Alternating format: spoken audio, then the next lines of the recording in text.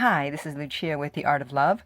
I'm a dating and relationship expert specializing in helping you get your ex back. And welcome back, No Contact Army. Have you been a good little soldier or a bad little soldier? And if you too would like to enlist in the No Contact Army, all you have to do is hit the subscribe button and the bell notification, and you're in. And if you would like to read the No Contact Army manual, go to nocontactsecrets.com, where you can download 2 free chapters before purchasing the book. And be sure to join me on Clubhouse, where I have a room where I can answer your questions for free. Once we have 100 members, I can start doing that. All the links for that will be below. So this week I want to talk about the one thing that you should not do, that many people do after a breakup, which is going to affect whether you get your ex back or not. And when you've been broken up with, or you had to break up with them because they were taking you for granted or they cheated, probably your first instinct is going to be to block them because you want to hurt them in some way, and you also want to scare them, and you want them to think it's over so that they'll react. You're trying to get a reaction. You're trying to do something. And so you block or you unfollow, unfriend, whatever. And as I've said before, don't do that. Don't do that. You're cutting yourself off for no reason. You don't do that until at least 2 months have passed. And then sometimes even beyond that, you don't have to do that. It really depends. Sometimes I'll speak to a client and I'll say, okay, you know what? Don't block them. Don't unfollow them, even though more than 60 days have passed, because it suits that particular situation. So I have an email here from someone, and I'm going to go through what she did right, which she could have done better, let's say, so that I can better explain this process of why it's better to not block. Because, as I've said again before, when you've been broken up with, your job is to do what? That's right, nothing. Absolutely nothing. Zero. Do not lift a finger. And that means no unfollowing, no blocking, no unfriending until it's time. Okay, so she says, I dated a guy for about 2 months. He was hot and cold, kind of emotionally unavailable. Okay, so I'm going to stop you right there. Just because someone is hot and cold, it does not mean they're emotionally unavailable. It could be low interest level. Interest level trumps everything, okay? Because if it was interest level, then you can bet that if he was with someone that he had a 90% interest level with, there would be no hot and cold, and he would definitely be emotionally available. Okay. At the beginning, things just seemed to go well. We had good conversations, chemistry, dialogue, laughs, and dates. Well, it's supposed to go well in the beginning. Otherwise, you wouldn't be seeing him for 2 months. So everyone goes, oh, it started off really well. I hope so. I mean, no one has ever said to me, oh, we started off terribly, and now everything's great. I mean, when does that happen? You may not initially be attracted to someone, but of course it's going to go well in the beginning. Okay, so she says, he started with the hot and cold, and anytime he disappeared for a week, I didn't pursue him. I was cool. Okay, so if he's disappearing for a week, something's up, right? He's probably definitely seeing other women or something. Because someone that's interested and they're dating you on a regular basis, they're not going to disappear for a week. They may disappear for a few days, but a week at a time? No. Until the last date, we were on a weekend together, and the next day he went off. This was the first day that I wrote to him that I didn't like this kind of behavior. I think when she said went off, I think she means he disappeared because she's from another country. So I'm going to assume she means that after their weekend together, he disappeared. Which, you know what? For guys, that's normal because they can't handle too much closeness with a woman because it affects their testosterone. So they need to get their testosterone levels up. And so often you'll have a great weekend with a guy, and then you won't hear from him for a few days. And you'll think, oh my God, what's wrong? Nothing. He's just being a guy.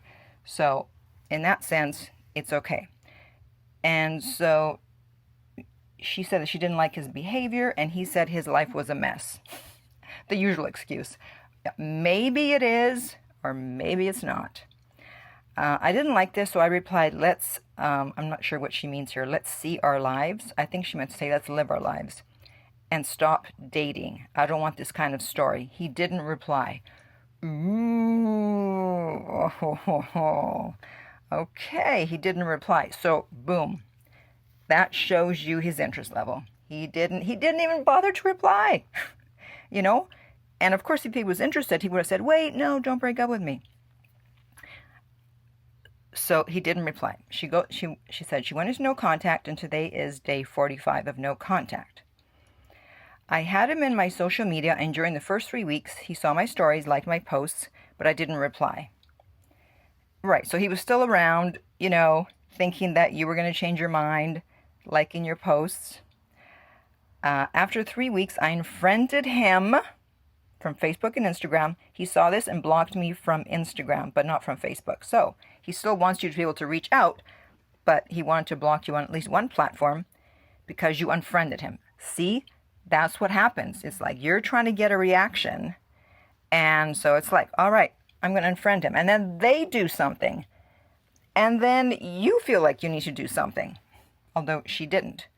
So that's why I say do not block, etc., unless you have an anxious attachment style, unless you cannot help yourself, and if you see something that triggers you, you're going to reach out. In that case, please, yes, block and do everything else. But otherwise, just chill. She says, I have his phone number. I post in WhatsApp. He sees my stories, but I'm not doing anything. And she goes, am I a good little soldier? Well, yeah, for the most part, you are. However, you could have been a better little soldier. So here's the thing. And then I asked, hey, were you guys exclusive? And she goes, no, it was just a dating situation. So he wasn't your boyfriend. You weren't exclusive. So in a way, you know, if he wanted to disappear for a week, he could. Not cool, of course. But he did. But that just shows his interest level. I don't know if she was dating someone else, but here's the thing about dating. Dating is not just about going out, having fun, having dinner, traveling, and sex. Yes, of course it's about all that. But it's also about data collection. In fact, the first 3 letters of data are the same 3 letters as dating. Isn't that interesting? You're there to collect data.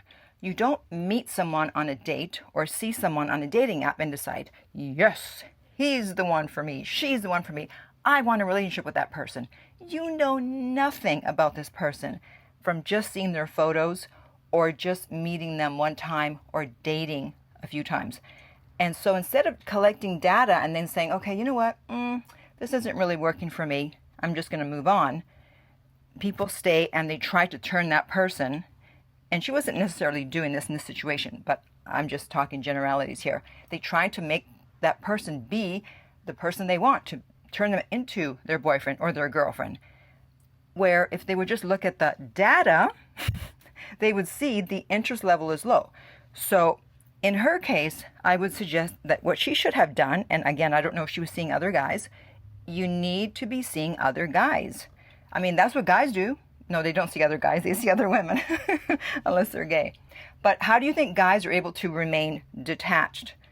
Well, one is how their brain is formed, because they're not able to think and feel at the same time. They can either think, feel, whereas women can think and feel at the same time. Yes, that's one of the reasons. However, the other reason is because they date several women at a time, unless they're in an exclusive relationship. And then even sometimes if they are, they still do that. But that's another story. So they're able to keep things separate and not be too attached to one person. And that's what women have to do. And they're notoriously bad for not wanting to. And they go, but I don't want to date other guys. And you end up playing yourself because you're so focused on this guy. You're hyper-focused and you're hypersensitive. And any little thing sets you off. And then you start to complain. And of course, complaining is the equivalent of begging. That turns them off. And then they break up with you. So please, unless you're in a committed relationship, you must at the very least have 3 guys that you are focused on. Doesn't mean you're sleeping with all 3. You could be talking to one, you could be just hanging out with one, having sex, whatever. But you have to have 3 people to focus on so you don't get hyper-focused on one guy. Now, why do I not want you to unblock and all that? Several reasons. One is because you want to show them what you're doing. If they're still following you And you got to show them that you're just carrying on, you're living your life, you're not sad, you're having a great time. And then that way, if you level up, if you glow up, they'll see the new and improved you. Otherwise, how are you going to show them the new and improved you? And also, you can do my 2 drinks trick, where it looks like you're going out with someone, and maybe you are, maybe you're not. And so if you have them blocked and all that, then they're not going to be able to see that. And the second reason that you don't want to do all that blocking, etc., is because it's a gangster move. When someone breaks up with you, or you break up with them because you had to, because they were taking you for granted or they cheated, that you don't do anything. Okay? It's like, you know what? You're so unimportant to me, I'm not even going to bother to hit the block button. Right? Because most people, they react. You're trying to send a message. And by the way, this also includes posting cryptic messages on your social media, talking about breakups and I'm the prize and la la la la la. They know that you're sending them a message. Luckily, I can get away with that since I'm a dating coach. So I can post dating messages, and if I'm dating someone, they don't know if it's for them or for the page. Hey, but most of you are not dating coaches and experts, so you can't get away with that. Because again, you are sending a message. And what are you supposed to do after a breakup? Nothing. So even posting those types of things are sending messages. You want to send 0 messages. You want no information escaping from you to them unless it's something you've carefully crafted for your social media. And the reason for that is because people hate to be ignored. They expect you to do something after the breakup, some type of reaction. So if they break up with you or you break up with them and you do nothing, you don't unfollow, you don't block, you don't post cryptic messages, they're going to start wondering, like, what is going on? And what have I always said here before? When someone starts wondering about you, that question mark turns around, becomes a hook. And now you hook them in and their interest level starts to go up. And that's the only way you're going to have a chance to get them back. Their interest level has to go up above 50.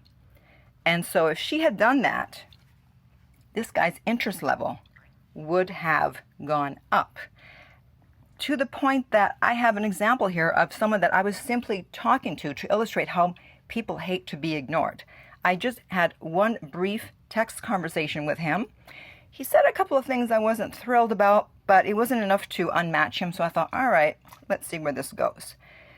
So we chatted briefly, and then a few days later, he texted me at 12:30 in the morning, okay? He goes, hey, what are you doing tonight? Well, it's like, what do you think I'm doing at 12:30 in the morning? If I'm not out, I'm probably in bed. I didn't say that. I didn't respond. So yeah, I ghosted because I thought, you know what, you're going to be disrespectful, then I'm going to be disrespectful. Obviously, if he's texting me at 12:30 in the morning, it's for one reason only, okay? So I didn't respond. I thought that was the end of it. He unmatched me the next day, and that was it. 3 weeks later, he sends a message, and here's the message. He wrote, ghosting? Really? I thought you'd at least send a courtesy F off text. First of all, I didn't even know there was a courtesy F off text. And is an F off text really courteous if you're telling him to F off? I don't know, just saying. So this guy reacted because he hated to be ignored. He would have preferred that I had told him to F off rather than ignore him. This is the power of ignoring. That someone who I've never met, and obviously he's never met me, we've never talked face to face, nothing. We just had a brief conversation. I ignored him and it got to him. That is the power of ignoring. Okay, so to recap, after a breakup, you do nothing. Zip, zip, zip. Zip your lips, zip everything. It's easy. You just have to do nothing. I mean, it's simple. I know it's not easy, but it's simple to do. I know people hate it when they hear someone say, oh, it's so simple after a breakup. I mean, so easy. It's not. I understand. You do nothing and you just watch and see what they do. You work on yourself and see what happens. And if you're not sure what's going on, you're not sure if at some point you need to block, you can always set up a coaching session with me and I'll tell you what to do, okay? So I would like you to comment below and let me know, after previous breakups, have you blocked or unblocked, or not unblocked, have you blocked or just done nothing. And how did that work out for you? And in the meantime, if you would like my help to get your ex back, you can go to theartoflove.net. The direct link is below. If this video has been helpful, please like, subscribe, and share. If you're listening to a podcast, please rate and review. And finally, remember that love inspires, empowers, uplifts, and enlightens.